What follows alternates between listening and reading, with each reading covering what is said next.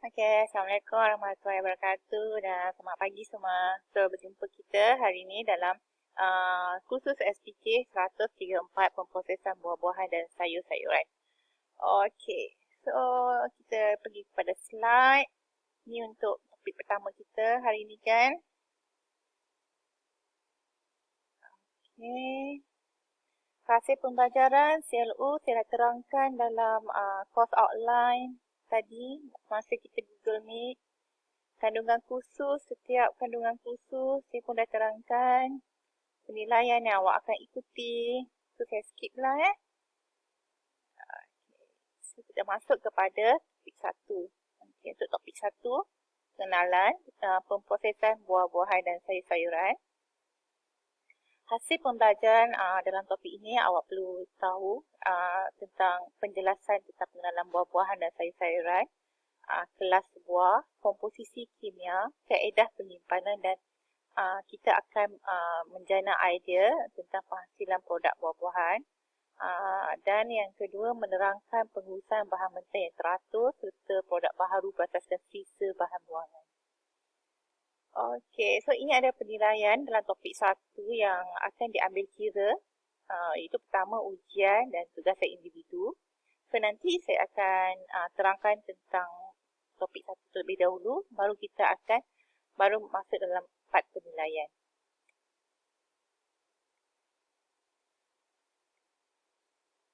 Okey. So, untuk sayur-sayuran, kita boleh bahagikan dia kepada 3 kelas lah. Pertama, sayuran bumi. Okay, contoh sayuran bumi ni sayuran yang berada di bawah tanah lah, di bawah bumi. So, lobak, keledek, kentang, bawang itu memang jelas. Okay. Sayuran yang kelas yang kedua adalah sayuran tidak berkayu. Maksudnya daun-daun je. So, boleh tengok dekat pasar kan, kobis, bayam, rebung. So, itu adalah contoh kelas bagi sayuran yang tidak berkayu. Ada juga buah sayuran yang di antara buah dan sayur. So, kita namakan dia sayuran buah.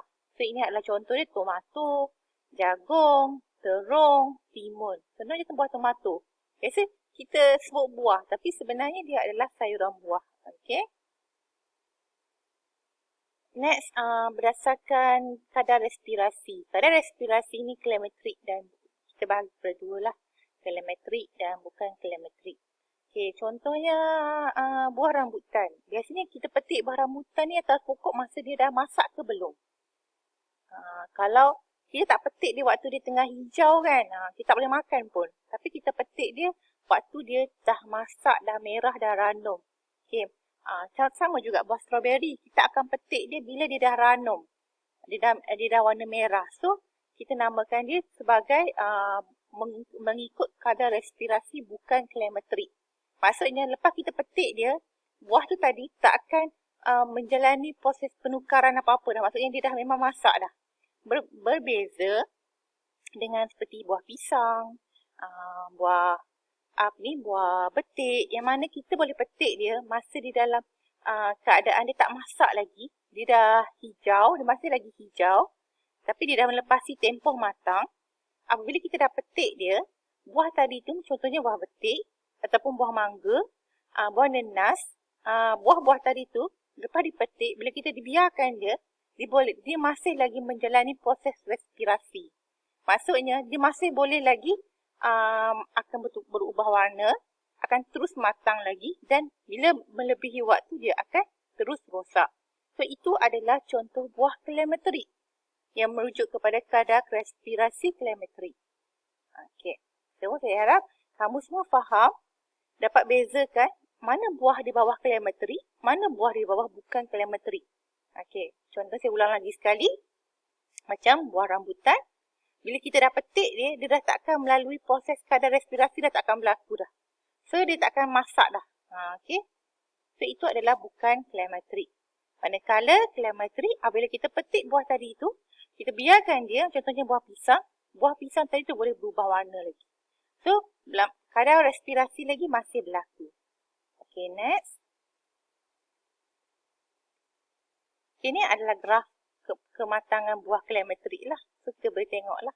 Sebab dalam tu ada gas etilena yang membantu proses respirasi yang boleh menyebabkan sesuatu buah itu matang dan dibiarkan boleh rosak. Okay, ini contohlah, boleh tengok kan perubahan indeks. Kita bezakan daripada indeks 1 daripada warna hijau, kan daripada berubah indeks 2, indeks 3, indeks 4, indeks 5 dan seterusnya. Buah betik tadi boleh berubah warna keseluruhan warna kuning dan jika dia biarkan dia boleh masak dan rosak. Okey. Sama juga dengan buah nanas.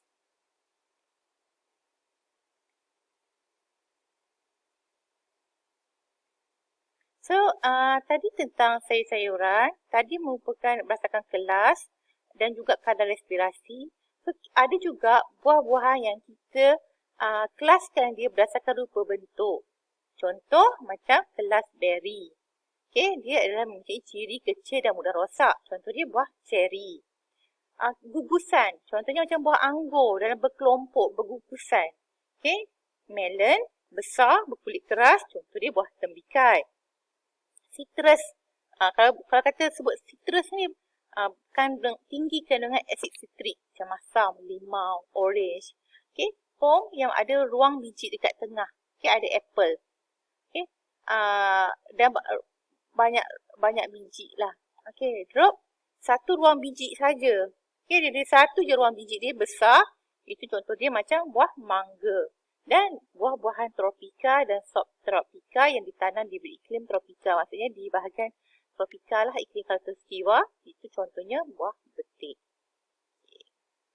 So, komposisi adalah dalam setiap buah ni berbeza. Sayuran, okay? Berdasarkan jenis, penanaman, cuaca. Kenapa buah strawberry kita tanam dekat cuaca sejuk? Kenapa buah strawberry, buah anggur tak boleh tanam di kawasan bahagian bawah yang panas, terik. Okay, so setiap buah, setiap sayuran itu ditanam mengikut komposisi yang berbeza lah. Okay.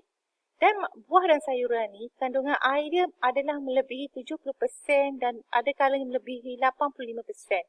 So bila kandungan air itu lebih tinggi, sangat tinggi, apa yang akan berlaku? Akan menyebabkan mudah rosak. Sebab tu, sayur-sayuran dan buah-buahan adalah sesuatu yang sangat kritikal berbanding bahan makanan lain. Okay, contohnya berbanding daging, ayam. Tetapi sayur-sayuran kalau kita tidak simpan di tempat yang sebetulnya, dia boleh menyebabkan cepat sangat rosak. Okay, sebab kandungan air yang tinggi ini. Okay, seterusnya. Okay, selain daripada air, kandungan protein tidak lebih daripada 3.5% dan lemak tidak lebih daripada 0.5%. So, dia tak tinggi kandungan protein dan lemak berbanding dengan telur, berbanding dengan daging. Tetapi adalah sumber penting bagi mineral dan vitamin. Okay, ada kandungan vitamin A, beta-karotin. So, vitamin dan mineral ini merupakan bahan antioksidan yang baiklah untuk kita memerangi sebarang penyakit-penyakit ataupun yang bahaya, radikal-radikal bebas boleh menyebabkan kanser. Okey, seterusnya. Okey, salah satu lagi cara apabila kita nak mengekalkan buah-buahan dan sayur-sayuran kita adalah saya sebut tadi melalui penyimpanan yang sesuai. So, ada dua jenis penyimpanan yang boleh digunakan lah. Satu penyimpanan dingin dan satu penyimpanan atmosfera terkawal. So, ini adalah kawalan kualiti lepas tuai. Maksudnya selepas kita tuai sayur-sayuran dan buah-buahan tadi, apa yang kita perlu buat untuk meningkatkan kualiti dia lagi supaya lebih tahan lama sebelum kita masuk di pasaran. Okay. So, ini adalah penyimpanan dingin. Penyimpanan di dalam chiller lah pada suhu 0 hingga 5 darjah Celsius. Maksudnya di rumah-rumah kita yang ada peti sejuk, ini adalah penyimpanan biasalah yang dilakukan. Okay? Dia akan memanjangkan sedikit tempoh berbanding kalau kita simpan dekat luar tanpa penyimpanan dingin. Okay? Contohnya, kalau buah yang disimpan dalam sayur-sayuran yang disimpan dalam peti sejuk mungkin lebih tahan sehingga 5 hari, tetapi berbanding buah ataupun sayur disimpan di luar. Okey. So, apa yang berlaku bila kita melakukan penyimpanan dingin ni? Dia akan mengurangkan kadar respirasi. Contohnya macam buah mangga tadi. So, kalau kita letak luar, kadar respirasi dia akan terus tinggi menyebabkan dia cepat lembik. Berbanding kalau kita simpan dalam tipe penyimpanan dingin. Okay, mengurangkan kehilangan air, menindas pengeluaran etilina, mengurangkan sensitivitas terhadap etilina, melambatkan pertumbuhan mikrob. So, buah dan sayur kita tidak akan cepat rosak. So, ini adalah ciri-ciri penyimpanan dingin. So, penyimpanan dingin, awak perlu ingat, kamu semua perlu ingat adalah yang berlaku dalam rumah kita lah. Maksudnya memang di dalam peti sejuk. Di dalam chiller. Dan satu lagi, namun penyimpanan dingin ni sekiranya dibiarkan boleh menyebabkan kerosakan dingin. Okey, contohnya pemerangan dalaman, umpulu perang, pisang yang berubah warna jadi warna gelap apabila kita masak, mangga, dia tak sekata, dia lecur, ataupun timun, pitim, busuk, ataupun tumpuk water soap. Maksudnya dia punya hujung dia dah lembik. Okey, ini boleh menyebabkan kerosakan. Itu adalah maksudnya kebaikan berserta dengan keburukan dia. Kalau kita melebihi tempoh dia boleh menyebabkan kerosakan dingin. Okay, ini contohlah kualiti. Okey, dan yang kedua adalah penyimpanan atmosfera terkawal. Okey, bezanya ia merupakan penyimpanan, ada dua kombinasi kat sini. Penyimpanan dingin dengan kita kawal paras penduduk oksigen dan karbon dioksida dalam tempat penyimpanan. Okey, biasanya di kilang ataupun industri menggunakan penyimpanan atmosfera terkawal ni lah. Dia mengawal kandungan udara dan juga suhu. Kalau dekat rumah kita cuma kawal suhu saja, udara kita tak kawal. Tetapi ia adalah mengikut jenis tanaman lah. Okey.